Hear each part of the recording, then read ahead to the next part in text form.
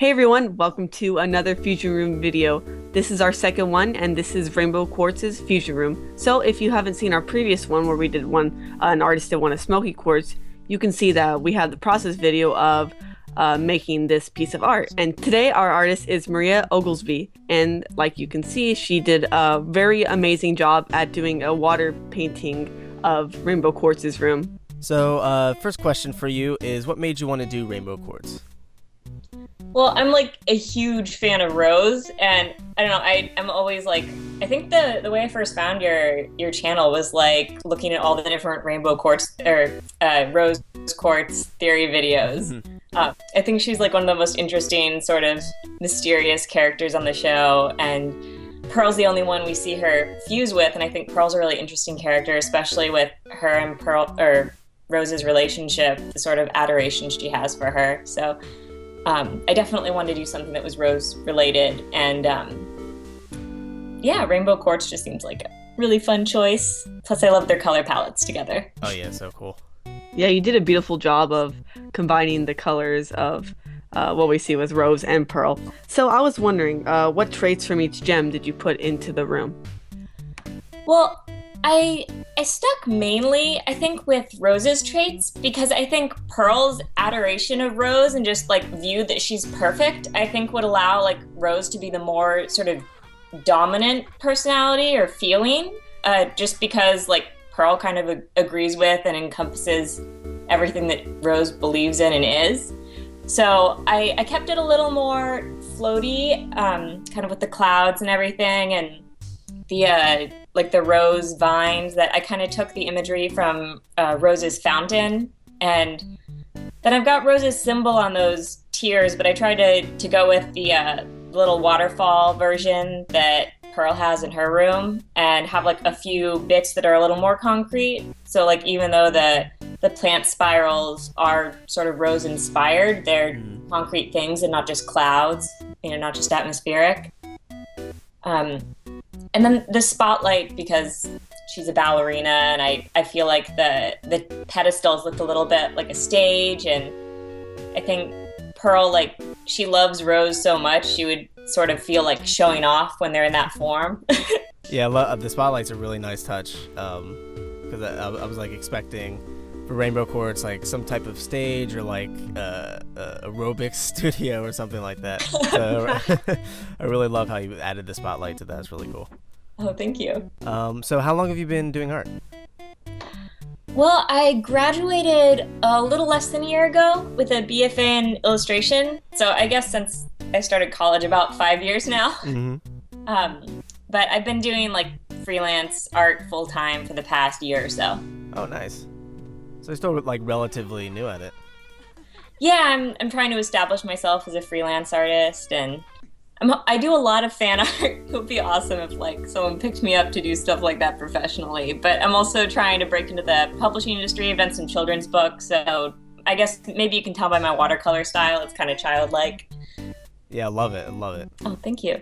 Yeah, I saw some of your other art, and it's truly amazing. You should check her out. We'll give links to that at the end of the video. But I was also wondering, going back to the watercolor itself, or the fusion room, can it do anything special? Like with Rose's room, we know you can create pretty much anything that you want. I'm not really sure of Pearl's room. I can't remember off the top of my head what exactly it can do besides like draw out a bunch of swords. But what do you think it can do? Well, I think Rose's room is all about sort of creating stuff out of the imagination, and I think that Pearl's room, those pedestals of water sort of act as storage compartments maybe for the swords. And I know in one episode we see Steven fall through one into, or fall through a pool there into Amethyst's room.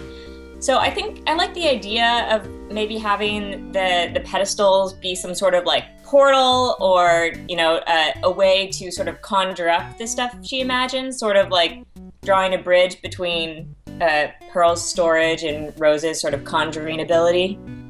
So what made you want to do like watercolor specifically? Is that something you specialize in, or is it just something you felt for this particular piece? Well, I usually do either watercolor or a more graphic ink or just pen nib drawing style. And I think that that watercolor is a lot closer to sort of the feel of Steven Universe. Like, I know the look of it is a little more graphic because it is digital, but it's so like idealistic and sort of magical. I think watercolor really suits the feel of the show. Definitely. Yeah, you really you really captured that quality of the show, definitely, with the colors and the style of this. So was there anything in the room or when you were creating it that you wanted to put in, like how Michael was saying it could be an aerobic studio or something? Was there anything you wanted to put in but you could not? Well, I was hoping maybe to have I was looking at a lot of ballet studios, and I liked that there are sort of mirrors all over the wall, and I liked the idea of having that and having them reflect the clouds some, but what with everything being so atmospheric and so cloudy, like I was kind of torn as to like, oh, where would I put that, and would they just reflect clouds? And I ended up going with a more straightforward stage view, kind of like Pearl's pedestals. But I toyed with that for a little, and then I toyed with the idea of having actual roses floating around in the room, but I went with, I'm not sure if you recognize them, I copied some of the flowers from Rose's Moss episode. Yeah. I thought maybe that was a little more fitting because she already has the rose symbol and the stage pedestals there. Sweet. So if you're watching the speed art right now, you start with watercolor, then you kind of go to digital. Can you explain like what that change was exactly? Sure. Well, my watercolors, like, I'm not OCD perfect about it. So as you can see, I spend a while like zooming in, then I clean up all the mistakes, and if there are any blotches or if any hairs from my paintbrush or anything got on there, I clean those up digitally. And then I alter the colors a little bit, and then to get the spotlight, I wanted a really crisp outline, which you could do with watercolor, but it would take a lot longer and the edge might not be as perfect. So I created a separate layer with that selection where I wanted the light, and then I adjusted the contrast to make it look more like a spotlight. And then I put a quick, I forget which filter I used, but it sort of lightened everything up and gave it a little bit more of an airy feel. It took the harshness of the pen away a little bit. Cool. I don't know, I think digital stuff is amazing. I think that being a purist, like with traditional media, is fine, but there's so many cool things you can do to enhance traditional media. Definitely. Like, why not use it? Okay, so moving on to, besides art piece, just you personally, what is Rainbow Quartz your favorite fusion, or is there another gem? I mean, you gotta love Garnet. Like, how can you not? Yeah. I think you see her sort of as just a character. I kind of forget she is a fusion sometimes, but her reactions are just like so hilarious. Yeah, she's my favorite. I love that episode where they're like driving in the car and Greg's like, "Oh, how do you like the music?" And she just throws herself out of the car. Yes. Deadpan. So it's unexpected. She's so great. Her reactions are hilarious. So what's your favorite all-time episode, if you could pick one, or maybe pick a few Steven Universe episodes? Oh, gee. I mean, I really do enjoy the Stevani episodes, or just the ones with Steven and Connie. I think they're so cute together. Mm-hmm. I had not actually seen the one where he and Connie met. Somehow I skipped it, and I'd seen all the other ones, and I realized like a few months ago, like, oh my god, this is like one of the first episodes, and I've never seen it. And I thought that, like, because I just assumed they'd always been friends. Because I didn't pick up the show until it was like 5 or 6 episodes in, so I think I missed that one somehow. And I thought that was so cute how they met and how they became friends. That might be one of my favorites. That's so funny. Just new characters. Like, oh, okay, she's a thing, I guess. Why not? Right, like they're just casually introducing her. That's crazy. So you said, I believe you said you make fan art for other cartoons. Which ones do you do that mainly for?